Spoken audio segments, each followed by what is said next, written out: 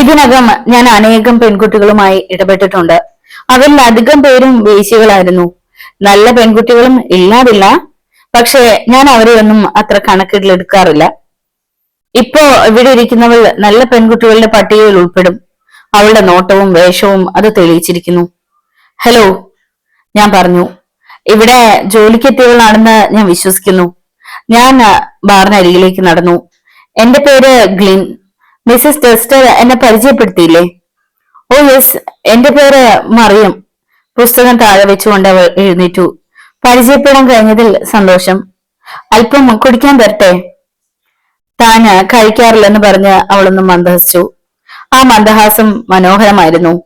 Soda കലർത്തിയ whisky അല്പം അകത്താക്കിയ ശേഷം ഞാൻ അവളോട് ചോദിച്ചു, മിസ്സിസ് ഡസ്റ്റർ എവിടെ? അവര് മിസ്റ്റർ ഡസ്റ്ററിന്റെ അടുത്തുണ്ട്. ഞാനൊരു സിഗരറ്റ് കൊളുത്തിയ ശേഷം ഒരു കസേര നീക്കി അവൾക്ക് സമീപം ഇരുന്നു. മറിയം, എന്ന് വായിച്ചോളൂ, ഞാൻ ബുദ്ധിമുട്ടിക്കുന്നില്ല. ഏതാണ് പുസ്തകം? ജിബന്റെ ചരിവും പതനവും. താങ്കൾ ഇത് വായിച്ചിട്ടുണ്ടോ? റോമൻ സാമ്രാജ്യത്തെ പറ്റിയുള്ളതല്ലേ? അതെ, ഞാൻ അദ്ദേഹത്തിന്റെ അധികം കൃതികളൊന്നും വായിച്ചിട്ടില്ല. എനിക്ക് അധികം താല്പര്യം റേമൻ ചാൻഡലറുടെ കൃതികളോടാണ്. ഞാൻ റോമിലേക്ക് പോകാൻ പ്ലാനിടുകയാണ്. ഞാൻ റോമിൽ സ്ഥിരതാമസമാക്കാനാണ് ഉദ്ദേശിക്കുന്നത്. അങ്ങോട്ട് പോകാൻ വേണ്ട കാശുണ്ടാക്കാൻ വേണ്ടിയാണോ നീ ഇവിടെ ജോലിക്ക് ചേർന്നത്? അവൾ ശിരസിളക്കി. ശില്പകലയിൽ കൂടുതൽ പരിചയം നേടുകയാണ് എന്റെ ഉദ്ദേശം. അടുത്ത വർഷാന്ത്യത്തിൽ പഠനം പൂർത്തിയാകും. അതിനാൽ ഈ ജോലിയിൽ നിന്നുള്ള പഠിത്തത്തിനുള്ള കാശ് സമ്പാദിക്കാനാകുമെന്ന് കരുതുന്നു. അതുകൊണ്ടാണ് ഞാൻ ഇങ്ങോട്ട് വന്നത്. ഇടയിൽ വായിക്കുകയും ചെയ്യാം. യെസ്, മിസ്സിസ് ടെസ്റ്റർ നിന്നെ വളരെ ഒന്നും ബുദ്ധിമുട്ടിക്കുകയില്ല. അവരൊരു നല്ല സ്ത്രീ തന്നെ. എനിക്ക് ഈ മുറി അനുവദിച്ചിരിക്കുകയാണ്. സ്വന്തം വീട്ടിലെത്തിയ പ്രതീതിയാണ് എനിക്കിവിടെ. അവൾ ഡസ്റ്ററിന്റെ കാര്യം എന്തെങ്കിലും പറഞ്ഞോ? കാലിനെ കാൽ കയറ്റി വെച്ചുകൊണ്ട് ഞാൻ ചോദിച്ചു. ഉവ്, അദ്ദേഹം നല്ലൊരു ഡയറക്ടറാണല്ലോ. നീ അദ്ദേഹത്തെ കണ്ടിരുന്നോ? നേരിലില്ല, പക്ഷെ പടങ്ങൾ കണ്ടിട്ടുണ്ട്. എന്താ ചോദിച്ചത്? കഠിനമായ ജോലി ചെയ്തത് കാരണം അദ്ദേഹം വല്ലാതെ മാറിയിട്ടുണ്ട്. അദ്ദേഹത്തെ സാനിറ്റോറിയത്തിലേക്ക് അയക്കുന്നതിനെ പറ്റി മിസ്സിസ് ഡസ്റ്റർ പറയുകയുണ്ടായോ? ഉവ്. ഞാൻ എഴുന്നേറ്റു. എന്റെ മുറിയിലേക്ക് പോകുന്നതിന് മുമ്പ് ഞാൻ മുകളിൽ പോയി അദ്ദേഹത്തിന്റെ സ്ഥിതി എങ്ങനെയെന്ന് അന്വേഷിച്ചു വരട്ടെ. ഞാൻ താമസിക്കുന്നത് ഗ്യാരേജിന്റെ മുകളിലത്തെ അപ്പാർട്ട്മെന്റിലാണ്. Mrs tester പറഞ്ഞറിഞ്ഞിരുന്നു. വായന മുടക്കിയതിൽ ക്ഷമിക്കുക. ഓ, അതൊന്നും സാരമില്ല. ഞാൻ എഴുന്നേറ്റ് മുകളിലേക്ക് പുറപ്പെട്ടു. ഗോവണിപ്പടികൾക്ക് നേരെ നിന്നുകൊണ്ട് ഞാൻ അവളെ തിരിഞ്ഞു നോക്കി. ഇവക്കും ഹെലനും തമ്മിൽ മുത്തിന്റെയും വജ്രത്തിന്റെയും അന്തരമുണ്ട്. ഹെലനെ വജ്രത്തോട് ഉപമിക്കാം. ഈ പെൺകുട്ടിക്ക് ഒരു മുത്തിന്റെ ചന്തമുണ്ട്. അത്രയും സൗമ്യമാണ് അവളുടെ സ്വഭാവം. അവൾ പെട്ടെന്ന് തലയുയർത്തി അവളെ തന്നെ ഉറ്റുനോക്കുന്നു. എന്നെ കണ്ട് ലജ്ജയാൽ മുഖം കുനിച്ചു. ഞാനൊരു വളിച്ച ചിരിയുമായി അതിവേഗം മുകളിലേക്ക് കയറിപ്പോയി. കിടപ്പറയിലെ മെത്തയിൽ കുറെ കടലാസുകൾ നിരത്തിയിട്ട് ഹെലൻ അതിൽ നോക്കിയിരിക്കുകയായിരുന്നു. ഞാൻ മുറിയിലേക്ക് കയറിയപ്പോൾ അവൾ ശിരസുയർത്തി. എന്താ, പഴയ പ്രേമലേഖനങ്ങൾ എടുത്ത് വായിച്ചുകൊണ്ടിരിക്കുകയാണോ? കഥ കടയ്ക്കുന്നതിനിടയിൽ ഞാൻ ചോദിച്ചു. അവൾ ഇവിടെ വന്നു കഴിഞ്ഞതിന് ശേഷം നാം ഒരുമിച്ച് ഒരു മുറിയിൽ ഇരിക്കുന്നത് നന്നല്ലെന്ന് എനിക്ക് തോന്നി. നല്ലത്. അവൾ ജിബിന്റെ കൃതി വായിച്ചുകൊണ്ടിരിക്കുകയാണ്. ഡസ്റ്ററിന്റെ അസുഖം എങ്ങനെയുണ്ടെന്ന് നോക്കി വരട്ടെ എന്ന് പറഞ്ഞാണ് ഞാൻ ഇങ്ങോട്ട് വന്നത്. എന്താണ് ഇതൊക്കെ? അദ്ദേഹത്തിന്റെ കടം എത്രയുണ്ടെന്ന് നോക്കുകയാണ് ഞാൻ. അത് നല്ലത് തന്നെ. ഹാമർ സ്റ്റോക്കിന്റെ ലിസ്റ്റ് പരിശോധിച്ചു കഴിഞ്ഞോ? 4000 ബക്സാണ് അയാൾ ആവശ്യപ്പെടുന്നത്. 22,000 ബക്സിനുള്ള അക്കൗണ്ട് ഇതേവരെ ആയി കിട്ടി. ഇനിയും കുറച്ചുകൂടി ബാക്കിയുണ്ട്. അതേക്കുറിച്ച് വിഷമിക്കണ്ട. ഇൻഷുറൻസ് പണം കിട്ടിക്കഴിഞ്ഞാൽ നമുക്ക് കടം തീർത്തു കഴിഞ്ഞാലും മിച്ചമുണ്ടാകാതിരിക്കുകയില്ല. ഇന്ന് മറ്റെന്തൊക്കെയുണ്ടായി? ബെർണറ്റ് നാളെ 3 മണിക്ക് എന്നെ കാണാൻ ഇങ്ങോട്ട് വരും. 4 പത്ര റിപ്പോർട്ടർമാർ ഇങ്ങോട്ട് വരികയുണ്ടായി. ഭാഗ്യത്തിന് അതിനു മുമ്പ് തന്നെ മറിയം ഇവിടെ എത്തിക്കഴിഞ്ഞിരുന്നു. അതിനാൽ അവരുടെ കാര്യം ഞാൻ അവളെ ഏൽപ്പിക്കുകയാണ് ചെയ്തത്. അവൾ അക്കാര്യം വേണ്ട പോലെ നിർവഹിച്ചോ? ഓ, ഡസ്റ്ററും ഞാനും പുറത്തേക്ക് പോയിരിക്കുകയാണെന്ന് അവൾ അറിയിച്ചു. ഞാൻ അതെല്ലാം ശ്രദ്ധിച്ചു. അവൾ നല്ലവൾ തന്നെ. ഞാൻ കസേരയിലിരുന്നു. സാനിറ്റോറിയത്തിന്റെ കാര്യമെന്തായി? ഏത് സമയവും അദ്ദേഹത്തെ അവിടെ അഡ്മിറ്റ് ചെയ്യാൻ ഒരുക്കമാണെന്ന് അവർ അറിയിച്ചു. ഞാൻ വീണ്ടും വിളിക്കാമെന്ന് പറഞ്ഞ് ഫോൺ താഴെ വെച്ചു. അടുത്ത ഞായറാഴ്ച രാത്രി ഏതാണ്ട് 11 മണിക്ക് അദ്ദേഹം അങ്ങോട്ട് വരുമെന്ന് അറിയിച്ചേക്കൂ. അവൾ എന്നെ തുറച്ചു നോക്കി. ഞായറാഴ്ച രാത്രിയോ? എന്തുകൊണ്ട് അതിനു മുമ്പേ അത് സാധ്യമല്ല? അതിനു മുമ്പ് എനിക്ക് തയ്യാറെടുക്കാനാവില്ല. താങ്കൾക്ക് എന്ത് തയ്യാറെടുപ്പാണ് വേണ്ടത്? അക്കാര്യം ഇവിടെ വെച്ച് സംസാരിക്കുന്നത് നല്ലതല്ലെന്ന് എനിക്ക് തോന്നുന്നു. അവൾ ഉറങ്ങാൻ ചെന്നാൽ നീ എന്റെ മുറിയിലേക്ക് വരൂ. ഇപ്പോ സമയം 10:30. നിന്റെ അടുത്ത ഡിസ്ട്രിക്ട് മാപ്പ് കിടപ്പുണ്ടോ? ശാന്ത ബാബാറിലേക്കുള്ള മാർഗം കണ്ടുപിടിക്കാനാണ്. ഉണ്ടെന്ന് തോന്നുന്നു. എന്റെ മുറിയിലേക്ക് വരുമ്പോ അതും എടുത്തു വരണം. പിന്നെ വരുന്നതിന് മുമ്പ് റെസ്റ്റോറന്റ് മുറിയിലേക്കുള്ള ആഹാരം അവൾ കാണുക കൊണ്ടുപോകാൻ മറക്കരുത്. ഇല്ലെങ്കിൽ അവൾക്ക് എന്തെങ്കിലും സംശയം ഉണ്ടായെന്ന് വരും. ഞാനത് നിർവഹിച്ചു കഴിഞ്ഞു. അത് നീ തന്നെ കഴിക്കുകയായിരുന്നോ? ഞാനവ കുളിമുറിയിൽ വെള്ളത്തോടൊപ്പം ഒഴുക്കി കളഞ്ഞു. നല്ലത്. റെഫ്രിജറേറ്ററിന്റെ കാര്യം അവളോട് പറഞ്ഞോ? ഇതേവരെ ഇല്ല. നാളെ അടുക്കള കാണിച്ചു കൊടുക്കുമ്പോ അക്കാര്യവും അവളുടെ ശ്രദ്ധയിൽപ്പെടുത്തും. ശരി, ഞാൻ കാത്തിരിക്കും. കതക് പാതി തുറന്ന് ഞാൻ കാതോർത്ത് ശ്രദ്ധിച്ചു. ഒന്നും കേട്ടില്ല. പതുക്കെ ഗോണിപ്പടി ഇറങ്ങുമ്പോൾ മറിയം ലൗഞ്ചിൽ നിന്നും പുറത്തേക്ക് വന്ന് എന്നെ നോക്കി. മിസ്സസ് ടെസ്റ്റർ ഉറങ്ങാൻ ചെന്നു. നീയും ഉറങ്ങാൻ പോവുകയാണോ? അതെ. താഴെ ഇറങ്ങി ഞാൻ അവളുടെ സമീപം ചെന്നു. നീയും ജിബണും ഒന്നിച്ചാണോ കിടക്കുന്നത്? നാണം കലർന്ന ചിരിയോടെ അവൾ എന്നെ നോക്കി. ഉറങ്ങാൻ കിടന്ന സാധാരണ ഞാനൊന്നും വായിക്കാറില്ല. ലൈറ്റ് ഞാൻ അടച്ചുകൊള്ളാം. Good night. ഗുഡ് നൈറ്റ് പറഞ്ഞ ശേഷം അവൾ ഗോവണിപ്പടികൾ ചവിട്ടി കയറി. തിരിഞ്ഞു നോക്കാതെ അവൾ ഇടനാഴിയിൽ കൂടി മുറിയിലേക്ക് കടന്ന് കഥ കടച്ചു.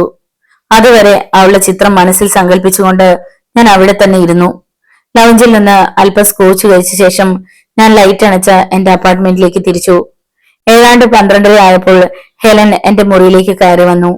ഞാൻ വേഷം മാറി പൈജാമ ധരിച്ച് മെത്തയിൽ മലർന്നു കിടന്ന് സിഗരറ്റ് വലിക്കുകയായിരുന്നു. ഇങ്ങോട്ട് വരൂ. ഞാൻ കൈ നീട്ടി. അവൾ ഒരു കുഞ്ഞിനെ പോലെ എന്റെ സമീപം വന്നിരുന്നു. ഓക്കെ, ഇനി ഞാൻ പദ്ധതിയെക്കുറിച്ച് വിവരിക്കാം.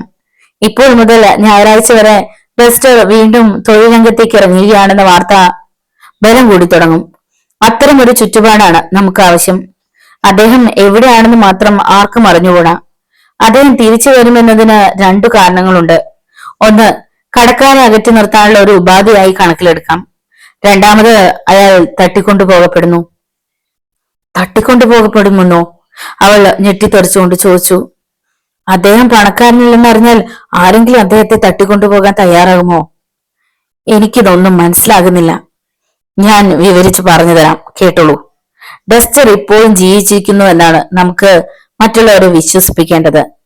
ഞായറാഴ്ച രാത്രി ഏതാണ്ട് 10 മണിക്ക് നിന്നോടൊപ്പം അയാൾ ബെല്ലെ വ്യൂവിൽ ചികിത്സാർത്ഥം പോകുന്നു. ആ സമയത്താണ് മറിയം രംഗത്തേക്ക് വരുന്നത്. നമുക്കുള്ള സാക്ഷിയാണ് അവൾ. ഡസ്റ്റർ പുറപ്പെട്ടു പോകുമ്പോൾ അദ്ദേഹത്തെ കാണണമെന്ന് അവൾ തീർച്ചയാക്കും. അവൾ ഉദ്ദേശിച്ചത് നടക്കും. പക്ഷെ അവൾ കാണുന്നത് ഡസ്റ്ററെ ആയിരിക്കില്ല, മറിച്ച് അദ്ദേഹത്തെ പോലെ തോന്നിപ്പിക്കുന്ന എന്നെ ആയിരിക്കും. അദ്ദേഹത്തിന്റെ ഒട്ടകരോമക്കോട്ടും പിന്നെ ആ വലിയ ഹാറ്റും ഞാൻ എടുത്ത് അണിഞ്ഞിരിക്കും. ഇതാണ് പ്ലാൻ. മറിയം കാണുന്നത് എന്റെ പിറകുവശമായിരിക്കും. ആ രീതിയിലായിരിക്കണം നമ്മുടെ നീക്കം. ഗേറ്റ് വരെ ചെന്ന് കഴിഞ്ഞ ശേഷം ഞാൻ ഹാറ്റും കോട്ടും മാറ്റും. ഞാൻ ബംഗ്ലാവിലേക്ക് ഓടിപ്പോകുന്നത് വരെ നീ ഗേറ്റിൽ കാർ നിർത്തിയിരിക്കണം. ഡസ്റ്ററിനോട് ഗുഡ് നൈറ്റ് പറയണമെന്ന് വിചാരിച്ചുവെന്നും പക്ഷെ ഞാൻ വൈകിപ്പോയെന്നും മറിയത്തിനോട് പറഞ്ഞ് അത് അവളെ വിശ്വസിപ്പിക്കണം. അവളോട് ഏതാനും നിമിഷം ഞാൻ സംസാരിച്ചിരിക്കും. അതിനുശേഷം എന്റെ അപ്പാർട്ട്മെന്റിലേക്ക് പോവുകയാണെന്ന് പറഞ്ഞ് ഞാൻ അവിടെ നിന്നും മടങ്ങും. നീ മടങ്ങി വരാൻ അർദ്ധരാത്രി കഴിയുമെന്ന് അവളോട് പുറപ്പെടുന്നതിന് മുമ്പേ പറഞ്ഞിരിക്കും. പക്ഷെ അതേവരെ അവൾ നിന്നെ കാത്തിരിക്കേണ്ട ആവശ്യമില്ല. ഞാൻ എന്റെ കിടപ്പറയിൽ ചെന്ന് ലൈറ്റിട്ട് അവളുടെ കിടപ്പറയിൽ അവൾ കേൾക്കത്തക്ക വിധം റേഡിയോ ഓൺ ചെയ്തു വെക്കും. അതിനുശേഷം ഞാൻ അവിടം വിട്ട് നിന്റെ ഒപ്പം വന്നെത്തും. ഞാൻ കണ്ടുവച്ചൊരിടത്തേക്ക് ഞാൻ പുറപ്പെട്ടു പോകും. പോലീസിനെയും മാഡോക്സിനെയും വിശ്വസിപ്പിക്കത്തക്ക രീതിയിൽ ഒരു കഥ വെട്ടിച്ചമയ്ക്കണം. അതായത് ഡസ്റ്ററിനെ കൂട്ടി നീ പോയപ്പോൾ മാർഗമധ്യ 2 പേർ കാറിൽ വന്ന് നിങ്ങളുടെ വഴി മുടക്കി. ആ സ്ഥലത്തേക്ക് കൂട്ടിച്ചെന്നു. അവിടെ നിന്നെ കെട്ടിയിട്ട് ഡസ്റ്ററിനെ തട്ടിക്കൊണ്ടുപോയി. ഹെലൻ എന്നെ തന്നെ തുറച്ചു നോക്കിയിരിക്കുകയായിരുന്നു. എന്നെ കെട്ടിയിടുകയോ? ഇങ്ങനെയൊക്കെ ചെയ്യാതിരുന്ന $3/4 മില്യൺ കൈവയ്ക്കാൻ നിനക്ക് സാധ്യമല്ല. ഇതേവരെ താങ്കൾ പറഞ്ഞതിന്റെ പൊരുൾ എനിക്ക് മനസ്സിലായിട്ടില്ല. കണ്ടുവെച്ചെന്ന് പറഞ്ഞ സ്ഥലം ഏതാണ്? ഞാൻ പറഞ്ഞ പടം കൊണ്ടുവന്നിട്ടുണ്ടോ? അവൾ പടം എന്നെ ഏൽപ്പിച്ചു. ഞാൻ അതിൽ വനസംരക്ഷണ ഓഫീസ് സ്ഥിതി ചെയ്യുന്ന ഇടം കാണിച്ചു കൊടുത്തു. ഞായറാഴ്ച ദിവസം ഈ സ്ഥലത്ത് ഒരു ജീവിയെ പോലും കാണുകയില്ല. അവിടുത്തെ ഒരു ക്യാബിനിൽ നീ താമസിക്കും. കുറച്ച് വിഷമം സഹിക്കേണ്ടി വരുമെന്ന് മാത്രം. അതുകൊണ്ട് എന്താണ്? തിങ്കളാഴ്ച കാലത്ത് കെട്ടിയിട്ട അവസ്ഥയിൽ നിന്നെ അവർ കണ്ടെത്തും. പക്ഷെ എന്നെ കെട്ടിയിടേണ്ട ആവശ്യമെന്ത്? ടെസ്റ്ററിനെ തട്ടിക്കൊണ്ടുപോയതാണെന്ന് പുറമെ കാണിക്കുകയല്ലേ നമ്മുടെ ആവശ്യം? അല്പം ഉറക്കെ ഞാൻ ചോദിച്ചു. നിനക്ക് എന്താണ് മനസ്സിലാകാത്തത്? കഴിഞ്ഞ ചില വർഷങ്ങളായി ഹോളിവുഡിൽ ഒച്ചപ്പാടുണ്ടാക്കിയ ഒരു തട്ടിക്കൊണ്ടുപോകൽ കേസും ഉണ്ടായിട്ടില്ല. ഈ വാർത്ത കിട്ടിക്കഴിഞ്ഞാൽ ഓരോ പോലീസുകാരനും പരക്കെ പാഞ്ഞു തുടങ്ങും. വാസ്തവത്തിൽ അദ്ദേഹത്തെ രണ്ടുപേർ തട്ടിക്കൊണ്ടുപോകുന്നെന്ന് കരുതിക്കോളൂ. പോലീസുകാർ അന്വേഷിച്ച് നടക്കുന്നത് അവരറിയും. അപ്പോ അവരെന്തു ചെയ്യും? അവർ അദ്ദേഹത്തെ വധിച്ച് വല്ലയെടുത്ത് ഉപേക്ഷിച്ച് രക്ഷപ്പെടാൻ നോക്കും.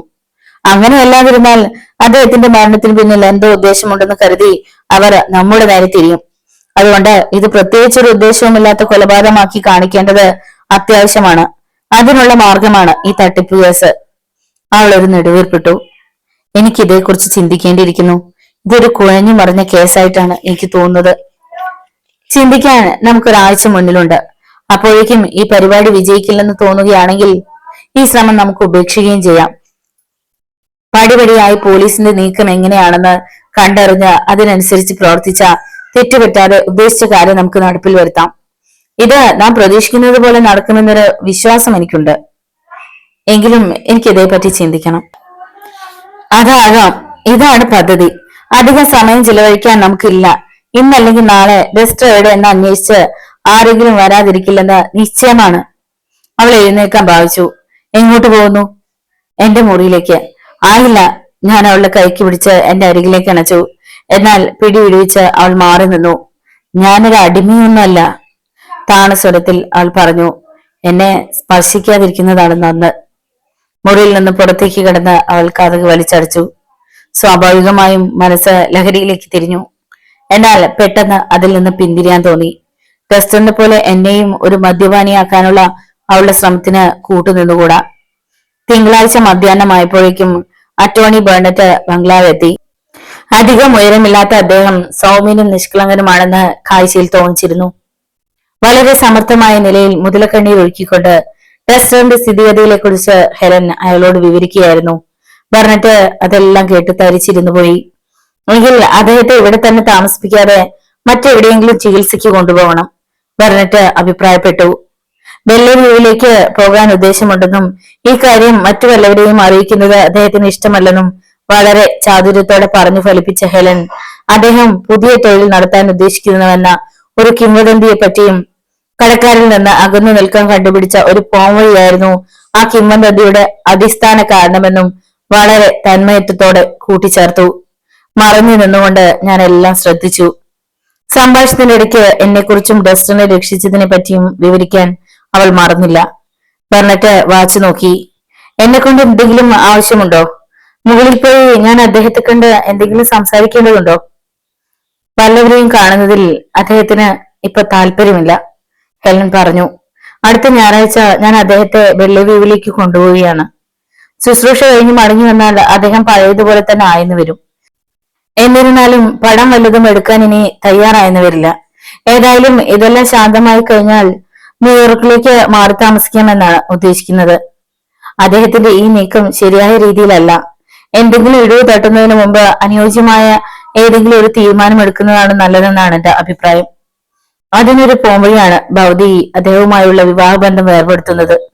അദ്ദേഹത്തിന്റെ പേരിൽ അവശേഷിച്ചിരിക്കാനിടയുള്ള ചില ആയിരങ്ങൾ വല്ല വിധേനയും ഭൗതിക്ക് കിട്ടാൻ വേണ്ട വ്യവസ്ഥ ഞാൻ ചെയ്തു തരാം. അദ്ദേഹത്തെ ഈ അവസ്ഥയിൽ ഉപേക്ഷിക്കാൻ എന്റെ മനസ്സിനെ അനുവദിക്കുന്നില്ല ബർണറ്റ്. അദ്ദേഹത്തിന്റെ ബിസിനസിനെ പറ്റി എന്നേക്കാൾ താങ്കൾക്ക് അറിയാമായിരിക്കുമല്ലോ. അദ്ദേഹത്തിന്റെ പേരിൽ എന്തെങ്കിലും മിച്ചമുള്ളതായി അറിയാമോ? അത്ര അധികമുള്ളതായിട്ട് എനിക്ക് അറിഞ്ഞുകൂടാ. ചില ആയിരങ്ങൾ കാണുമായിരിക്കും. അദ്ദേഹത്തിന്റെ കടക്കാരൻ അറിഞ്ഞാൽ പിന്നെ അതും അവശേഷിച്ചെന്ന് വരില്ല. അദ്ദേഹത്തിന്റെ കടം എത്രയുണ്ടെന്ന് ഭൗതിക്ക് എന്തെങ്കിലും രൂപമുണ്ടോ? മിസ്റ്റർ ഗ്ലിന്നിന് അറിയാമായിരിക്കും. അവൾ എന്നെ വിളിച്ചു. ഞാൻ താഴേക്ക് വന്നു. ഞാനും ബർണറ്റും പരസ്പരം നോക്കി. ഹെലൻ ഞങ്ങളെ പരിചയപ്പെടുത്തി. അവൾ പറഞ്ഞു, മിസ്റ്റർ ഡസ്റ്റിന് എന്തുമാത്രം കടമുണ്ടായിരിക്കുമെന്ന് താങ്കൾക്ക് അറിയാമായിരിക്കുമല്ലോ, അല്ലേ? മിസ്റ്റർ ബർണറ്റിന് അതേപ്പറ്റി അറിഞ്ഞാൽ കൊള്ളാമെന്ന് പറയുന്നു. കൃത്യമായി എനിക്ക് അറിഞ്ഞുകൂടാ. 27,000 കാണുമെന്ന് തോന്നുന്നു. ഓ, ഇത് കുറെ കടന്ന കൈയായിപ്പല്ലോ. ഇത്രയും അദ്ദേഹത്തിന് കൊടുത്തു തീർക്കാനാവുമെന്ന് എനിക്ക് തോന്നുന്നില്ല. ഭൗതിയെ സംബന്ധിച്ചിടത്തോളം ഇതൊരു നല്ല കാര്യമായി ഭവിക്കാൻ പോകുന്നില്ല. പിന്നീട് അവൾ സംസാരിച്ചത് കേട്ടപ്പോൾ ഞാൻ ആകെ മരവിച്ച പോലെയായി. അദ്ദേഹം ഇൻഷുറൻസ് എടുത്തിട്ടുണ്ടോ എന്ന് എനിക്ക് അറിഞ്ഞുകൂടാ. ഉണ്ടെങ്കിൽ അതിൽ നിന്ന് കടമെടുത്തിട്ടെങ്കിലും തൽക്കാലം കുറെ കടം തീർക്കാൻ അദ്ദേഹത്തിന് ശ്രമിക്കാമായിരുന്നു. അദ്ദേഹം വിവാഹം കഴിഞ്ഞ ആദ്യ നാളുകളിൽ ഒരു ലൈഫ് പോളിസി എടുത്തിട്ടുള്ളതായി എനിക്കറിയാം. പക്ഷെ അത് എത്ര തുകയുടേതാണ് എന്നതിനെ പറ്റി എനിക്കൊരു നിശ്ചയമില്ല. അതിൽ നിന്നും ഭൗതി പറഞ്ഞ പോലെ ഒരു പരിധിവരെ കടമെടുക്കാമെന്ന് തോന്നുന്നു. എങ്കിൽ അതേപ്പറ്റി അദ്ദേഹത്തോട് സംസാരിച്ചു നോക്കണം. പാപ്പരാകുന്നതിനേക്കാൾ ഭേദമല്ലേ അത്? അവൾ ചിരിച്ചു. സമയം ഒത്തിരിയായി. ഇനിയും ഞാൻ താമസിക്കുന്നില്ല. എന്നെ കൊണ്ട് എന്തെങ്കിലും ആവശ്യമെന്ന് തോന്നുന്നെങ്കിൽ ഫോൺ ചെയ്താൽ മതി. അദ്ദേഹം എഴുന്നേറ്റ് വിട ചോദിച്ചു. ഹെലനും ഞാനും പരസ്പരം നോക്കി. അതിസമർത്ഥ തന്നെ. ഭർത്താവിനെ സ്നേഹിക്കുന്ന സ്ത്രീരത്നം, പതിവ്രത. പക്ഷെ പോളിസിയുടെ കാര്യം നീ സൂചിപ്പിച്ചപ്പോ വാസ്തവത്തിൽ ഞാനൊന്ന് പരുങ്ങുക തന്നെ ചെയ്തു. അതിന്റെ രീതി അതാണ്, അവൾ പറഞ്ഞു. നന്നായി. ഇപ്പോ അദ്ദേഹം നമ്മുടെ ഭാഗത്താണ്. എവിടെ മറിയും? തോട്ടത്തിലുണ്ട്. ഓക്കെ, ഞാൻ അങ്ങോട്ട് പോവുകയാണ്. നാം ഇങ്ങനെ ഇവിടെ തനിച്ച് ചേർന്ന് നിൽക്കുന്നത് ശരിയല്ല. മതി മതി മതിയാക്കൂ. ആ വേല കയ്യിലിരിക്കട്ടെ. അവളുടെ നേരെയുള്ള താങ്കളുടെ നോട്ടം ഞാൻ കണ്ടു. അവളുടെ അടുത്തേക്ക് ഇപ്പൊ പോവണ്ട. അവൾ ജോലി ചെയ്യുകയാണ്. നിന്റെ ബുദ്ധി അങ്ങനെയാണ്. പക്ഷെ നീ വിചാരിക്കുന്ന തരക്കാരനല്ല ഞാൻ. കുട്ടികളുടെ പിന്നാലെ ഞാൻ അങ്ങനെ ഒട്ടിച്ചേർന്ന് നടക്കാറൊന്നുമില്ല. ഹെലൻ മുകളിലേക്ക് ഗോമണി കയറിപ്പോയി. ഞാൻ തോട്ടത്തിലേക്ക് നടന്നു. ആ കുട്ടിയുമായി സംസാരിക്കുന്നതിന് എനിക്കെന്തോ പ്രിയം തോന്നി. ഹെലൻ പറഞ്ഞ രീതിയിലല്ല അവളോടുള്ള സമീപനം എന്ന് എനിക്ക് നിശ്ചയമുണ്ടായിരുന്നു. മറ്റു ജോലിയൊന്നും കാര്യമായി ഇല്ലാത്തതിനാൽ അവൾ ജോലി ചെയ്യുന്നത് നോക്കി തോട്ടത്തിൽ ഇരിക്കാമെന്ന് കരുതി ഞാൻ അങ്ങോട്ട് നടന്നു. അടുത്ത ദിവസത്തെ പത്രത്തിൽ ഡെസ്റ്റർ പുതിയ ബിസിനസ്സിൽ ഇടപെടാൻ പോകുന്നതിനെ പറ്റിയുള്ള വാർത്തയുണ്ടായിരുന്നു. അധികം താമസിയാതെ ടെലിവിഷൻ ഫീൽഡിൽ കൂടുതൽ വരുമാനമുള്ള ഒരു വ്യക്തിയായി ഡെസ്റ്റർ അറിയപ്പെടാൻ പോവുകയാണെന്ന് അതിൽ പ്രത്യേകം സൂചിപ്പിച്ചിരുന്നു. ഈ രീതിയിൽ ഒരു കഥ ഡെസ്റ്ററിനെ കുറിച്ച് പ്രചരിച്ച് കാണാനായിരുന്നു ഞാനും ആഗ്രഹിച്ചിരുന്നത്. പത്രത്തിൽ വന്ന വാർത്ത ഹെലനെ കാണിക്കാനായി ഞാൻ അവളുടെ മുറിയിലേക്ക് ചെന്നു. എന്നാൽ അവൾ കുളിമുറിയിലായിരുന്നതിനാൽ അതിനപ്പോൾ ഒത്തില്ല. ഞാൻ താഴെ അടുക്കളയിൽ ചെന്നു. മറിയം അവിടെ പാത്രങ്ങൾ കഴുകിയായിരുന്നു. നീലയും വെള്ളയും ഇടകലർന്ന ഒരു ഓവറോൾ ആയിരുന്നു അവളുടെ വേഷം. ഞാൻ അങ്ങോട്ട് ചെന്നപ്പോ അവൾ എന്നെ തിരിഞ്ഞു നോക്കി, ഒന്ന് മന്ദഹസിച്ചു. സ്ത്രീകളുമായി അടുത്തിടപഴകിയ എനിക്ക് അവളുടെ മന്ദഹാസം കോഴിത്തെരിപ്പുണ്ടാക്കി. അതൊരു നാണം കലർന്ന പുഞ്ചിരിയായിരുന്നു. ഹലോ, ഞാൻ സഹായിക്കട്ടെ എന്ന് പറഞ്ഞു ഞാൻ. മേശയുടെ വക്കിലിരുന്ന പാത്രം തുടയ്ക്കാനുള്ള ഒരു തുണി അവൾ എനിക്ക് തന്നു. അതും ഇതും പറഞ്ഞുകൊണ്ട് 10-20 നിമിഷങ്ങൾ കഴിച്ചു. ഞങ്ങൾ രണ്ടുപേരും കൂടി പാത്രങ്ങൾ കഴുകി മിനുക്കി. വർത്തമാനം പറഞ്ഞുകൊണ്ടിരിക്കുന്നതിനിടയിൽ കാസിനോ ഹോട്ടലിൽ ഓടിക്കൊണ്ടിരുന്ന പുതിയ പടത്തെ പറ്റി ഞാൻ സംസാരിച്ചു. ബൊഗാട്ട് അഭിനയിക്കുന്ന പടങ്ങൾ കാണാൻ മറക്കാറില്ല. നീ എന്റെ കൂടെ വരുന്നോ? എനിക്ക് ഇഷ്ടമാണ്. പക്ഷെ മിസ്സിസ് ഡെസ്റ്റർ എന്നെ വിടുമോ എന്ന് അറിഞ്ഞുകൂടാ. ഓ യെസ്, 24 മണിക്കൂറും നീ ഇവിടെ ജോലി ചെയ്യണമെന്ന് ആരും പറയില്ല. ഞാൻ മിസ്സിസ് ഡെസ്റ്ററോട് പറയാം. കൃത്യം 7 മണിക്ക് ഞാൻ ഗേറ്റിൽ കാത്തു നിൽക്കും. ഓക്കെ, നന്ദി. എന്റെ കണ്ണുകൾ റെഫ്രിജറേറ്ററിൽ പതിഞ്ഞു. അതിന്റെ മുകളിൽ നിരത്തി വെച്ചിരുന്ന മദ്യക്കുപ്പികൾ വെച്ചതുപോലെ കിടന്നിരുന്നു. മറിയം വരുന്നതിന്റെ തലേ ദിവസം അവ താഴെ ഇറക്കി അടപ്പ് തുറന്നു നോക്കിയപ്പോൾ അതിനകത്തുണ്ടായിരുന്ന ഡസ്റ്ററിന്റെ രൂപം എന്റെ മനസ്സിലേക്ക് ഓടിയെത്തി. പെട്ടെന്ന് തന്നെ ഞാൻ എന്റെ കണ്ണുകൾ പിൻവലിച്ചു. എന്നാൽ എന്തോ സംഭവിച്ചിരിക്കുന്ന ഒരു പ്രതീതി എനിക്കുണ്ടായി. എന്താണത്? പെട്ടെന്ന് തന്നെ എനിക്കത് മനസ്സിലാവുകയും ചെയ്തു. അടിയേറ്റവനെ പോലെ ഞാൻ ധരിച്ചിരുന്നു. ആ ക്യാബിനറ്റിന്റെ മോട്ടോർ പ്രവർത്തനരഹിതമായിരുന്നു. എന്തുണ്ടായി? ഒരു വലിയ കുകയിൽ നിന്നും മുഴങ്ങി കേൾക്കുന്നത് പോലെ മറിയത്തിന്റെ ശബ്ദം എന്റെ കാതുകളിൽ വന്നലച്ചു. വല്ല വിധേനയും ഞാൻ എന്റെ കണ്ണുകൾ റെഫ്രിജറേറ്ററിൽ നിന്നും പിൻവലിച്ച് അവളെ നോക്കി. നീ എന്താണ് പറഞ്ഞത്? അവൾ തട്ടിപ്പിടഞ്ഞ് എഴുന്നേറ്റു. ആ കണ്ണുകളിൽ പരിഭ്രാന്തി മുറ്റി നിന്നിരുന്നു. ഭയം അവളെ കീഴ്പ്പെടുത്തിയിരുന്നു. എന്തുണ്ടായി? ഞാനാകെ പരിഭ്രാന്തനായിരുന്നു. ഗ്ലിൻ, എന്താണ് കാര്യം? താങ്കൾക്ക് എന്റെ സുഖമില്ലേ? ഞാൻ അവളെ നോക്കി ചെറുതായെന്ന് ചിരിച്ചു. എന്റെ വായ വരണ്ടു പോയിരുന്നു. എന്തോ ഒരു വല്ലായ്മ. ഭയപ്പെടണ്ട, അല്പം കഴിഞ്ഞാൽ ഭേദപ്പെട്ടുകൊള്ളും. അവൾ എന്റെ നെറ്റിയിൽ സ്പർശിച്ചു. താങ്കൾ കിടന്നോളൂ. ഞാൻ സ്വയം നിയന്ത്രിച്ചുകൊണ്ട് അവളുടെ മുതുകിൽ തട്ടിക്കൊടുത്തു. എനിക്ക് കുഴപ്പമൊന്നുമില്ല. നീ ലൗഞ്ചിൽ പോയി എനിക്ക് അല്പം വിസ്കി എടുത്തിട്ട് വരൂ. പെട്ടെന്ന് അവൾ അടുക്കളയിൽ നിന്നും ലൗഞ്ചിലേക്ക് ഓടി. പതുക്കെ ഞാൻ റെഫ്രിജറേറ്ററിന്റെ അടുത്തേക്ക് ചെന്നു. മോട്ടോറിനുള്ള സ്വിച്ച് റെഫ്രിജറേറ്ററിന്റെ അടുത്ത് ചുമരിലായിരുന്നു. ആരോ അതിന്റെ പ്രവർത്തനം നിർത്തിയിരിക്കുന്നു. ഞാൻ ആ സ്വിച്ച് താഴ്ത്തി റെഫ്രിജറേറ്ററിന്റെ മോട്ടോർ പ്രവർത്തിപ്പിച്ചു. അതിന്റെ പ്രവർത്തനം നിർത്തിയത് എപ്പോഴായിരിക്കും? അത് ഡസ്റ്ററിന്റെ ശരീരത്തിനുണ്ടാക്കിയ മാറ്റം എന്തായിരിക്കും? പൊതുവെ മോട്ടോറിന്റെ പ്രവർത്തനം നിലച്ചു കഴിഞ്ഞാൽ 4 മണിക്കൂറോളം അതിനകത്തുള്ളവയ്ക്ക് കേടുവരാത്ത രീതിയിലാണ് അതിന്റെ ഊഷ്മാവ് ക്രമീകരിച്ചിരിക്കുന്നത്. ഇതിന്റെ പ്രവർത്തനം നിലച്ച് അതിൽ കൂടുതൽ സമയമായിരിക്കുമോ? ഈ ഒരു സംഭവം എന്റെ പദ്ധതിയെ താറുമാറാക്കി കളയുമോ? വീണ്ടും മോട്ടോർ പ്രവർത്തനം നടത്തി അവിടെ നിന്ന് അകലുമ്പോൾ മറിയം ഒരു ഗ്ലാസ് ഫിസ്കിയുമായി അവിടെ എത്തി. ഞാൻ വേഗം അത് വാങ്ങിക്കുടിച്ചു. ഗ്ലാസ് അവളെ തന്നെ ഏൽപ്പിച്ച് ഒന്ന് മന്ദഹസിച്ചു. ഇപ്പോ എനിക്ക് സുഖമായി. ക്ഷമിക്കുക, ഞാൻ എന്തോ അരുതാത്തത് കഴിച്ചു പോയെന്ന് തോന്നുന്നു. തീർച്ചയായും ഇപ്പൊ കുഴപ്പമൊന്നുമില്ലല്ലോ. അവൾ എനിക്ക് സമീപം വന്നു നിന്ന് എന്റെ കണ്ണുകളിൽ തന്നെ ഉറ്റുനോക്കി. ഞാൻ അവളെ യഥാർത്ഥമായി സ്നേഹിച്ചത് അപ്പോഴാണെന്ന് തോന്നുന്നു. ഇല്ല എന്ന് പറഞ്ഞ് ഞാൻ അല്പം മാറി നിന്നു. ഒരു പെൺകുട്ടിയിൽ നിന്ന് അകലാൻ ശ്രമിക്കുന്ന ഒരു അനുഭവം അതാദ്യമായിരുന്നു. അതെന്നെ നടുക്കി. റെഫ്രിജറേറ്ററിന്റെ അടുത്തേക്ക് വീണ്ടും എന്റെ കണ്ണുകൾ തിരിഞ്ഞു. അതിന്റെ മോട്ടോർ നിന്നിരിക്കുകയാണെന്ന് തോന്നുന്നുവല്ലോ. അത് പ്രവർത്തിക്കണമായിരുന്നോ? ഞാനായിരുന്നു അങ്ങനെ ചെയ്തത്. ഞാൻ നാക്കുകൊണ്ട് അതരങ്ങൾ തുടച്ചു. എപ്പോഴായിരുന്നു നീ അത് ചെയ്തത്? 20 നിമിഷങ്ങൾക്ക് മുമ്പ്. അത് ഒഴിഞ്ഞു കിടക്കുകയാണെന്ന് മിസ്സസ് ടെസ്റ്റർ പറഞ്ഞു. അതിനകത്ത് ഒന്നുമില്ലെങ്കിൽ പിന്നെ അത് വെറുതെ പ്രവർത്തിപ്പിക്കേണ്ട ആവശ്യമില്ലല്ലോ എന്ന് കരുതി ഞാൻ അങ്ങനെ ചെയ്തതാണ്. എന്റെ സ്വഭാവം അതാണ്. ഒന്നും പാഴാക്കി കളയുന്നത് എനിക്കിഷ്ടമല്ല എന്ന് പറഞ്ഞ് അവൾ മന്ദഹസിച്ചു. ഞാൻ അങ്ങോട്ട് ചെന്ന് വീണ്ടും മോട്ടോർ സ്വിച്ച് ഇട്ടു. ഒരുപക്ഷെ ഇത്തരം ക്യാബിനറ്റിന്റെ ഉൾവശം നീ കണ്ടിരിക്കില്ല. അതിന്റെ പ്രവർത്തനം നിലച്ചു കഴിഞ്ഞാൽ അകത്തെ നീരാവിക്ക് താപമേറ്റ് വെള്ളമായി മാറും. അത് നന്നല്ല. അതിനാൽ ഞങ്ങൾ എപ്പോഴും അതിന്റെ മോട്ടോർ പ്രവർത്തിപ്പിച്ചുകൊണ്ടിരിക്കും. കാരണം എപ്പോഴെങ്കിലും പെട്ടെന്ന് എന്തെങ്കിലും അതിനകത്ത് വെക്കാൻ പ്രയാസം നേരിടുകയില്ല. എന്റെ ശബ്ദം എനിക്ക് തന്നെ അപരിചിതമായി തോന്നിയെങ്കിലും ഞാൻ പറഞ്ഞ കഥ വിശ്വാസയോഗ്യമാണെന്ന് എനിക്ക് തോന്നി. ഐ ആം സോറി, എനിക്കത് അറിയില്ലായിരുന്നു. ഇനിയും ഞാനിത് തൊടുകയില്ല. കുഴപ്പമൊന്നുമില്ല. ഒരിക്കൽ അതിന്റെ പ്രവർത്തനം നിലച്ചാൽ 3-4 മണിക്കൂർ വരെ ഒന്നും സംഭവിക്കുകയില്ല. ഞാൻ കഥകിനടുത്തേക്ക് നടന്നു. ഞാൻ പോകുന്നു. ഇന്ന് രാത്രി വരാൻ മറക്കില്ലല്ലോ? അവൾ ഇല്ലെന്ന് പറഞ്ഞു. എന്റെ നടുക്കം തീർന്നു കിട്ടാൻ അന്ന് മുഴുവൻ ദിവസവും വേണ്ടി വന്നു. ഇക്കാര്യം ഞാൻ ഹെലനോട് പറഞ്ഞിരുന്നില്ല. അന്ന് രാത്രി ഞങ്ങൾ സിനിമ കാണാൻ പോയി. ബുധനാഴ്ച ക്ലബിൽ ഡാൻസ് ചെയ്യാൻ പോയി. വ്യാഴാഴ്ച രാത്രി അവളെയും കൂട്ടി ഫുഡ് ഹിൽ ക്ലബിൽ പോകാൻ ഞാൻ തീർച്ചപ്പെടുത്തി. രാത്രി മറിയത്തിനെയും കൂട്ടി ഈ വക കാര്യങ്ങൾക്ക് പോകുന്നുവെങ്കിൽ പകൽ ഹെലനുമായി റെസ്റ്റോറന്റ് കാര്യത്തിൽ പ്രവർത്തിച്ചു. മറിയത്തിനെ തിരക്ക് പിടിച്ച ജോലി എന്തെങ്കിലും ഏൽപ്പിച്ച് ഹെലൻ എന്റെ മുറിയിലേക്ക് വരികയായിരുന്നു പതിവ്. മറിയത്തിനെ ഫുഡ് ഹിൽ ക്ലബിലേക്ക് കൂട്ടിക്കൊണ്ടുപോകാൻ തീർച്ചപ്പെടുത്തിയ വ്യാഴാഴ്ച ദിവസം പകൽ 3 മണി മുതൽ ഹെലൻ എന്റെ അടുത്ത് തന്നെയായിരുന്നു. 7 മണിക്ക് ഗേറ്റിൽ വെച്ച് സന്ധിക്കാമെന്നായിരുന്നു ഞാൻ മറിയത്തോട് പറഞ്ഞിരുന്നത്. ഇനി 7 മണിക്ക് ഏതാണ്ട് 20 നിമിഷങ്ങൾ കൂടി അവശേഷിച്ചിരുന്നു. ഹെലനാണെങ്കിൽ പോകുന്ന ലക്ഷണമൊന്നും കണ്ടില്ല. ഞാൻ അസ്വസ്ഥനായി. ഇനി അധികമൊന്നും സമയമെടുക്കണ്ട. ഇനി ഇത്രയും മതി. എനിക്ക് പുറത്തേക്ക് പോകണം. അവൾ കസേരയിൽ ചാരിയിരുന്നു. ഇന്ന് നമുക്ക് ഒരുമിച്ച് പുറത്തു പോകാം. ഏറെ നാളായി ഞാൻ അങ്ങനെ ഉദ്ദേശിക്കുന്നു. ഞാൻ അവളെ നോക്കി. മുമ്പ് അവളുടെ സൗന്ദര്യത്തിൽ ഞാൻ മയങ്ങിപ്പോയ സന്ദർഭങ്ങൾ ഉണ്ടായിരുന്നു.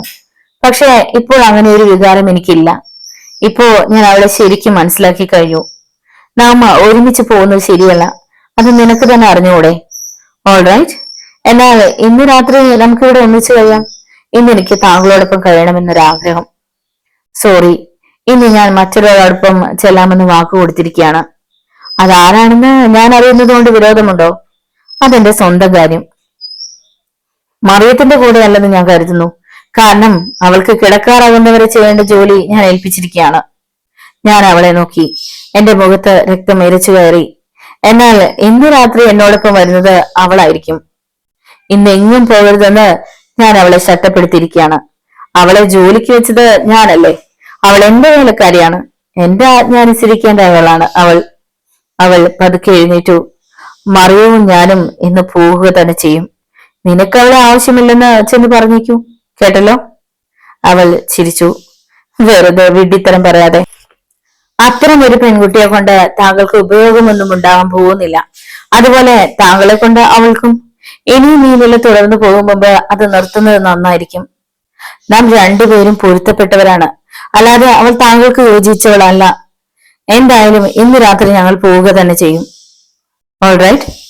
വിഡ്ഢിയാകണമെങ്കിൽ അങ്ങനെ അവളോട് ചെന്ന് പറഞ്ഞു നോക്കൂ. അവൾ വരില്ല. എന്റെ ആജ്ഞ റദ്ദാക്കി ഒപ്പം വരാൻ പറയാൻ മാത്രം ഇവിടുത്തെ വേലക്കാരനായ താങ്കൾക്ക് എന്ത് അധികാരമെന്ന് അവൾ അത്ഭുതപ്പെടും. അവൾ എന്നെ കീഴ്പ്പെടുത്തുക തന്നെ ചെയ്തു. ഓക്കെ, എങ്കിൽ എവിടുന്ന് പോകൂ? അവൾ എന്നെ തുറച്ചു നോക്കി. ഇന്ന് എനിക്ക് താങ്കളോടൊപ്പം കഴിയുന്നതിൽ താല്പര്യമാണെന്ന് ഞാൻ പറഞ്ഞില്ലേ? എനിക്ക് അതൊന്നും പ്രശ്നമല്ല. പോകൂ, പുറത്തേക്ക് പോകൂ. അപ്പോൾ താങ്കൾ അവളുമായി പ്രേമത്തിലാണല്ലേ? എനിക്കത് വിശ്വസിക്കാൻ പ്രയാസം തോന്നുന്നു. അവൾ എഴുന്നേറ്റ് പോയി. അവശേഷിച്ച സായാഹ്നം ഞാൻ മുറിയിൽ തന്നെ ഇരുന്ന് കഴിച്ചുകൂട്ടി. രാത്രി ഏതാണ്ട് 10:30 ആയപ്പോൾ ഞാൻ എഴുന്നേറ്റ് ബംഗ്ലാവിലേക്ക് ചെന്നു. ലൗഞ്ചിൽ പ്രകാശമുണ്ടായിരുന്നു. അങ്ങോട്ട് പോകാതെ പുറമെ നിന്നുകൊണ്ട് ജനാല വഴി അവിടത്തേക്ക് നോക്കി. ഹെലൻ ഒരിടത്തിരുന്ന് ഏതോ മാസിക വായിക്കുകയായിരുന്നു. മറിയം അവളിൽ നിന്നും അകന്ന് മറ്റൊരിടത്തിരുന്നുകൊണ്ട് എന്തോ തുന്നുകയായിരുന്നു. ഗ്രാമഫോണിൽ നിന്നുള്ള സംഗീതം ആ മുറിയിൽ നിറഞ്ഞു നിൽക്കുന്നതായി എനിക്ക് തോന്നി. മറിയം എഴുന്നേറ്റ് അത് നിർത്താനായി അങ്ങോട്ട് ചെന്നപ്പോൾ ഞാൻ എന്റെ മുറിയിലേക്ക് മടങ്ങി. മറിയം എന്റെ മനസ്സിലേക്ക് കടന്നു വന്നു. ഞാൻ അവളെ പ്രേമിക്കുന്നു എന്നത് ഒരു പരമാർത്ഥം മാത്രമാണ്. എനിക്ക് അവളെ വിവാഹം കഴിച്ചാൽ കൊള്ളാമെന്ന് ആഗ്രഹമുണ്ട്. റൂമിലേക്ക് അവളോടൊപ്പം എനിക്ക് പോകാം. അടുത്തതായി എന്റെ പദ്ധതിയെ പറ്റി ഓർത്തു നോക്കി. ആ പദ്ധതിയുമായി മുന്നോട്ട് പോകണോ? മറിയം ഇതറിയാനിടയായാൽ ഞങ്ങൾ തമ്മിലുള്ള ബന്ധം നിലച്ചു പോകില്ലേ? അവളെ വിവാഹം കഴിക്കണമെങ്കിലും റൂമിലേക്ക് കൂട്ടിച്ചെല്ലണമെങ്കിലും പണം വേണം. ഇൻഷുറൻസ് പണം വല്ല വിധേനയും കൈക്കലാക്കണം. അങ്ങനെ ചെയ്യാൻ തയ്യാറായില്ലെങ്കിൽ പിന്നെ പഴയ സ്ഥിതി തന്നെ. ആഴ്ചയിൽ കിട്ടുന്ന 30 ബക്സും ജോലിയും വയ്യ. അതൊരു മടുപ്പ് പിടിച്ച ജോലിയാണ്. വിവിധ വിചാരങ്ങളെ കൊണ്ട് വീർപ്പ് കൂട്ടിയ ഞാൻ മെറ്റയിൽ നിന്ന് എഴുന്നേറ്റ് ഒന്ന് കുളിച്ച ശേഷം ഉറങ്ങാമെന്ന് കരുതി. കുളിമുറിയിലേക്ക് ചെല്ലാൻ ഭാവിച്ചപ്പോൾ ജനാല വഴി ബംഗ്ലാവിന്റെ പടിഞ്ഞാറേ വശത്തേക്ക് പെട്ടെന്ന് എന്റെ നോട്ടം പതിഞ്ഞു. ആ വശത്താണ് അടുക്കള. പെട്ടെന്ന് ഞാൻ നിന്നു. കാരണം അടുക്കളയിൽ നിന്ന് ഒരു പ്രകാശം മിന്നി മറിഞ്ഞതായി എനിക്ക് തോന്നി. എന്റെ ഹൃദയം ഒന്ന് പിടച്ചു. വിറയ്ക്കുന്ന കൈകളോടെ ജനാല നല്ലവണ്ണം തുറന്ന് ആ വശത്തേക്ക് വീണ്ടും നോക്കി. അപ്പോഴും ഒരു പ്രകാശം തെളിയുകയും പെട്ടെന്ന് തന്നെ അത് കെടുകയും ചെയ്തു. അടുത്ത നിമിഷം അടുക്കളയിലെ ലൈറ്റ് തെളിഞ്ഞു. എന്താണ് അവിടെ നടക്കുന്നത്? അവിടെ ആരാണ് കടന്നുകൂടിയിരിക്കുന്നത്? മറിയമാണോ? അതോ ഹെലനോ? അതല്ല ഒരു കള്ളനായിരിക്കുമോ? ഞാൻ എന്റെ ഡ്രസ്സിംഗ് ഗൗൺ പെട്ടെന്ന് വലിച്ചെടുത്ത് ധരിച്ച ശേഷം അതിവേഗം പടികൾ ചവിട്ടി പുറത്തേക്കിറങ്ങി. തോട്ടത്തിൽ കൂടി അടുക്കളയുടെ ഭാഗത്തുള്ള ജനാലയ്ക്കിലെത്തി. ഞാൻ അതിനകത്തേക്ക് നോക്കി. എന്റെ ഹൃദയം തുടികൊട്ടുകയായിരുന്നു. അടുക്കളയിൽ കണ്ട കാഴ്ച എന്നെ നടുക്കം കൊള്ളിച്ചു. റെഫ്രിജറേറ്ററിനടുത്ത് മറിയ നിൽക്കുകയായിരുന്നു. ഇളം നീല നിറത്തിലുള്ള ഒരു നൈലോൺ പൈജാമയായിരുന്നു അവളുടെ വേഷം. കാലിൽ ചെരുപ്പുണ്ടായിരുന്നില്ല. റെഫ്രിജറേറ്ററിന്റെ മുകളിൽ അടുക്കി വെച്ചിരുന്ന മദ്യക്കുപ്പികൾ ഓരോന്നായി അവൾ താഴേക്കിറക്കുകയായിരുന്നു. റെഫ്രിജറേറ്ററിന്റെ മുകളിൽ അവശേഷിച്ചു കണ്ട വെറും 6 കുപ്പികളിൽ നിന്നും അവൾ അതിനകത്ത് കിടന്ന് ഏതാനും നിമിഷങ്ങൾ തന്നെ കഴിഞ്ഞിരുന്നുവെന്ന് എനിക്ക് മനസ്സിലായി. ഞാൻ നിൽക്കുന്നിടത്തു നിന്നും 15 വാര അകലെയാണ് അടുക്കളയിലേക്ക് കടക്കാവുന്ന പിൻപുറ വാതിൽ. ഒറ്റ കുതിപ്പിൽ ഞാൻ അവിടെ എത്തി അതിന്റെ പിടിയിൽ പിടിച്ച് കതക് തുറക്കാൻ ശ്രമിച്ചു. എന്നാൽ അത് തുറന്നില്ല. അകത്തു നിന്ന് പൂട്ടിയിരിക്കുകയായിരുന്നു. സുമാർ 3 നിമിഷങ്ങളോളം ഇടികർത്തിവതാം ഉടനായി ഞാൻ ആ നിലകൊണ്ടു. എന്റെ സർവ്വശക്തി ഉപയോഗിച്ച് കതകിൽ ഊങ്ങിയടിച്ചു. പക്ഷെ കതക് തുറക്കപ്പെട്ടില്ല. വേഗം ജനാലയിൽ ചെന്ന് അവിടുത്തെ കണ്ണാടിയിൽ തട്ടി അവളോട് അതിന്റെ അടപ്പ് തുറക്കരുതെന്ന് നിർദ്ദേശിക്കാമെന്ന് കരുതി വീണ്ടും ഞാൻ അങ്ങോട്ട് ഓടി. പക്ഷെ ഞാൻ വളരെ വൈകിപ്പോയിരുന്നു. അതിന്മേലുണ്ടായിരുന്ന അവസാനത്തെ കുപ്പിയും താഴേക്കിറക്കി അവൾ അടപ്പുയർത്തി കഴിഞ്ഞിരുന്നു. അതിനകത്തേക്ക് അവൾ നോക്കി. അപ്പോൾ എനിക്കുണ്ടായിരുന്ന പരിഭ്രാന്തി വർണ്ണിക്കാനാവതല്ല. എനിക്ക് ശ്വാസം മുട്ടൽ അനുഭവപ്പെട്ടു. ഹൃദയത്തിന്റെ മിടിപ്പ് ദ്രുതഗതിയിലായി. എനിക്ക് പുറം തിരിഞ്ഞു നിന്നിരുന്നതിനാൽ അവളുടെ മുഖം കാണാൻ എനിക്ക് കഴിഞ്ഞിരുന്നില്ല. പെട്ടെന്ന് അടപ്പ് താഴ്ത്തിട്ട് പിന്നോക്കമോടി അവൾ ഉറക്കെ നിലവിളിക്കുമെന്നായിരുന്നു ഞാൻ കരുതിയത്. പക്ഷെ അങ്ങനെയൊന്നും ഉണ്ടായില്ല. യാതൊരു ഭാവഭേദവുമില്ലാതെ അടുപ്പിന്റെ അരികെ പിടിച്ച് റെഫ്രിജറേറ്ററിനകത്തേക്ക് അല്പം തലകുണിച്ച് അവൾ നോക്കി നിൽക്കുകയായിരുന്നു. അപ്പോൾ എന്റെ മനസ്സ് പ്രവർത്തിച്ചു തുടങ്ങി. ഞാൻ നിന്നിരുന്ന് ജനാലയുടെ കൊളുത്ത് ഇട്ടിരുന്നില്ലെന്ന് എനിക്ക് മനസ്സിലായി. ഒരു വിരൽ ജനാലയുടെ പാളിക്കിടയിൽ കടത്തി ഞാനത് തള്ളി. അങ്ങനെ ചെയ്തപ്പോൾ പതുക്കെ അവൾ അടപ്പ് താഴ്ത്തി പിന്തിരിഞ്ഞു നിന്നു. ഞാൻ ആ ജനാലയ്ക്കിൽ എത്തിയ ശേഷം ആദ്യമായിട്ടായിരുന്നു എനിക്ക് അവളുടെ മുഖം കാണാൻ കഴിഞ്ഞത്. ആ മുഖത്ത് യാതൊരുവിധ ഭാവഭേദവും കണ്ടില്ല. പെട്ടെന്ന് തന്നെ എനിക്ക് യാഥാർത്ഥ്യം മനസ്സിലായി. അവൾ ഉറക്കത്തിൽ നടക്കുകയായിരുന്നു. ഉറക്കത്തിലായിരുന്നു അവൾ ആ പ്രവൃത്തി മുഴുവനും ചെയ്തത്. അടുക്കളയുടെ വശത്തു കൂടി നോക്കിയപ്പോൾ അവിടുത്തെ കതക് പാതി തുറന്നു കിടക്കുന്നത് കണ്ടു. അവിടെ മറിയത്തിനെ ലക്ഷ്യമാക്കി കയ്യിൽ 25 ഓട്ടോമാറ്റിക് റിവോൾവറുമായി ഹെലൻ നിൽക്കുകയായിരുന്നു. ഞാൻ അങ്ങോട്ട് ഓടിച്ചെന്നു. നിർത്തു, ഇളകരുത്, ഞാൻ അവൾക്ക് താക്കീത് നൽകി. എന്നെ നോക്കിയ ശേഷം അവൾ വീണ്ടും കുപ്പികൾ പഴയതുപോലെ തന്നെ റെഫ്രിജറേറ്ററിന് മുകളിൽ വച്ചുകൊണ്ടിരിക്കുന്ന മറിയത്തിനെ നോക്കി. അവൾ ഉറക്കത്തിലാണ് ഇതൊക്കെ ചെയ്യുന്നത്, അതുകൊണ്ട് അവളെ ഉണർത്തരുത്. അത് കേട്ടപ്പോൾ ഹെലൻ തൂക്കുപിടിച്ച തന്റെ കൈ താഴ്ത്തി. അവളുടെ മാറിടം ഉയരുകയും താഴുകയും ചെയ്തത് വ്യക്തമായി കാണാമായിരുന്നു. ഞാൻ അവളെ സമീപിച്ചു. അവൾ അതിനകം കണ്ടു. ഹെലൻ ഒരു നെടുവീർ പെണ്ണോണം പറഞ്ഞു. പക്ഷേ അത് ഉറക്കത്തിലായിരുന്നു. അതൊന്നും എനിക്കറിയണ്ട. അവളെ ഇവിടെ നിന്ന് അകറ്റണം. ശബ്ദം കുറച്ച് സംസാരിക്കൂ, ഇല്ലെങ്കിൽ അവൾ ഉണരും. മറിയം ഓരോ കുപ്പിയായി അല്പം പോലും മാറ്റം സംഭവിക്കാത്ത വിധത്തിൽ ക്യാബിനറ്റിന് മുകളിൽ നിരത്തിവെച്ചു. അത് നേരിൽ കണ്ടിരുന്നില്ലെങ്കിൽ അങ്ങനെയൊന്ന് സംഭവിച്ചതായി അറിയാൻ ഒരിക്കലും കഴിയുമായിരുന്നില്ല. അതിനുശേഷം അവൾ പിന്തിരിഞ്ഞ് പതുക്കെ കതകിനടുത്തെത്തി ലൈറ്റ് അണച്ചു. ഫ്ലാഷ് ലൈറ്റ് കത്തിച്ചുകൊണ്ട് ഗോവണിപ്പടികൾ കയറി പോകുന്നത് കണ്ടു. ചില നിമിഷങ്ങൾക്ക് ശേഷം മുകളിൽ കതകടയുന്ന ശബ്ദം കേട്ടു. ഞാൻ ചെന്ന് അടുക്കള ലൈറ്റിട്ടു. അവൾ അദ്ദേഹത്തെ കണ്ടു. അക്കാര്യം അവൾ ഓർമ്മിക്കും. നമുക്ക് അവളെ നിശബ്ദയാക്കണം. കൊലപാതകം നടത്താൻ ഉദ്ദേശിക്കുന്ന രീതിയിലുള്ള ഒരു നോട്ടമായിരുന്നു അവളുടെ കണ്ണുകളിൽ കാണാൻ കഴിയുന്നത്. അവൾ ഉറക്കത്തിലാണ് ഇങ്ങനെയൊക്കെ ചെയ്തിരുന്നത്. അതുകൊണ്ട് അത് തുറന്നിട്ട് അതിനകത്ത് എന്താണെന്നതിനെ പറ്റി അവൾക്കറിയില്ല. അത് തുറക്കണമെന്ന ഏതോ ഒരു പ്രേരണ അവൾക്കുണ്ടായിരുന്നെന്ന് മാത്രമേ അതിനർത്ഥമുണ്ടായിരുന്നുള്ളൂ. അതെങ്ങനെ തീർത്തു പറയാം? അവളെ ഒരു വിപത്തിൽ അകപ്പെടുത്തി വാദിക്കുന്നതാണ് ഇതിനൊരു പരിഹാരം. നിനക്കെന്താ കിറുക്കാണോ? ഞാൻ അവളുടെ മുഖത്ത് നോക്കി പറഞ്ഞു. ഞാൻ ചെയ്യുന്ന ഒടുവിലത്തെ കാര്യമായിരിക്കും അത്. റെസ്റ്റോറന്റ് കണ്ടെത്തുന്നതിന് മുമ്പ് ഇവിടെ ഒരു മരണം നടക്കുന്നത് നമ്മെ സംബന്ധിച്ചിടത്തോളം വലിയൊരു ആപത്തായി മാറും. അത്തരത്തിലാവാത്തതുപോലെ ഞാൻ അതിനൊരു മാർഗം കണ്ടെത്തിയിട്ടുണ്ട്. അവളെ മട്ടുപ്പാവിലേക്ക് കൂട്ടിച്ചെല്ലും. തരം പാർത്ത മുകളിൽ നിന്ന് അവളെ താഴേക്ക് തള്ളിയിടും. ഉറക്കത്തിൽ ഇറങ്ങി നടക്കുന്ന സ്വഭാവം അവൾക്കുണ്ടായിരുന്നുവെന്നും ഇതുകൊണ്ട് സംഭവിച്ച വിനയാണെന്നും നമുക്ക് പറഞ്ഞൊഴുകുകയും ചെയ്യാം. അവൾ അങ്ങനെ പറഞ്ഞു കേട്ട് ഞാൻ സ്തബ്ധനായി നിലകൊണ്ടു. അങ്ങനെയൊന്നും ചെയ്യരുതെന്ന് ഞാൻ നേരത്തെ പറഞ്ഞു കഴിഞ്ഞു. അവളിപ്പോ നടന്നതൊന്നും ഒരിക്കലും ഓർക്കാൻ പോകുന്നില്ലെന്ന് എനിക്ക് നിശ്ചയമുണ്ട്. താങ്കൾ അവളെ പ്രേമിക്കുന്നു. അതുകൊണ്ട് അവൾ മരിക്കുന്നത് കാണാൻ താങ്കൾക്ക് ആഗ്രഹമില്ല. പക്ഷെ എനിക്കൊന്നും പ്രശ്നമല്ല. അവളെ നിശബ്ദമാക്കാൻ തന്നെ ഞാൻ തീർച്ചപ്പെടുത്തി. ഞാൻ രണ്ടു കൈകൾ കൊണ്ടും അവളെ തോളുകളിൽ പിടിച്ച് ചുമരിൽ ചേർത്ത് നിർത്തി. അവളെ നീ എന്തെങ്കിലും ചെയ്താൽ ഞാൻ പോലീസ് വിവരം കൊടുത്ത് അദ്ദേഹം എവിടെയാണെന്ന് കാട്ടിക്കൊടുക്കും. വിളറിയ മുഖത്തോടെ അവൾ മുഷ്ടി ചുരുട്ടി. ഓക്കെ, ഒരു വിഡ്ഢി ചമയാനാണ് ഭാവമെങ്കിൽ അങ്ങനെ. പക്ഷെ പിന്നീട് അതേപ്പറ്റി ദുഃഖിക്കേണ്ടി വരും. പെട്ടെന്ന് തന്നെ അവൾ മുകളിലേക്ക് കയറിപ്പോയി. ചില നിമിഷങ്ങളിൽ അവൾ കതകകത്തു നിന്ന് അടച്ചിരുന്ന ശബ്ദം വ്യക്തമായി കേട്ടു. അതിനുശേഷം ഞാൻ മറിയത്തിന്റെ മുറിയുടെ കതകിന് പുറത്തുനിന്ന് കാതോർത്ത് ശ്രദ്ധിച്ചു. സംശയിക്കത്തക്കതായി ഒന്നും കേൾക്കാഞ്ഞപ്പോൾ ഞാൻ പതുക്കെ കതക് തുറന്ന് അകത്തേക്ക് കയറി. ചന്ദ്രപ്രകാശം നേരിട്ട് ജനാല വഴി മറിയത്തിന്റെ മെത്തയിൽ പതിക്കുന്നുണ്ടായിരുന്നു. ഞാൻ അവളുടെ മെത്തയ്ക്ക് സമീപം ചെന്ന് നിന്നു. ഇടയ്ക്കിടെ ശിരസ് അങ്ങോട്ടും ഇങ്ങോട്ടും ഇളക്കി എന്തൊക്കെയോ പിറുപിറുത്തുകൊണ്ടായിരുന്നു അവൾ ഉറങ്ങിയിരുന്നത്. പെട്ടെന്ന് കണ്ണു തുറന്ന് അവൾ തലപൊക്കി എന്നെ നോക്കി. ശ്വാസമടക്കി കഴുത്ത് ഞെക്കിയാൽ എന്ന പോലെ അവൾ നിലവിളിച്ചു. ഭയപ്പെടേണ്ട, ഞാനാണ്. ഞാൻ വേഗം പറഞ്ഞു. പുതുപ്പ് മാറ്റി അവൾ മെത്തയിലിരുന്നു. ആ കണ്ണുകൾ ജാഗരൂകങ്ങളായിരുന്നു. നീ ഉറക്കത്തിൽ ഇറങ്ങി നടക്കുന്നത് ഞാൻ കാണാനിടയായി. അതിൽ പിന്നീട് നിനക്ക് അസുഖമൊന്നുമില്ലല്ലോ എന്ന് അന്വേഷിച്ചറിയാമെന്ന് കരുതി ഞാൻ ഇങ്ങോട്ട് വന്നതായിരുന്നു. ഓ, താങ്കൾ എന്നെ വല്ലാതെ ഭയപ്പെടുത്തി. ഞാൻ ഉറക്കത്തിൽ നടക്കുകയായിരുന്നോ? അതെ, അടുക്കളയിൽ ഒരു ലൈറ്റ് കത്തുകയും കിടുകയും ചെയ്യുന്നത് കണ്ടിട്ട് ഞാൻ വന്നതായിരുന്നു.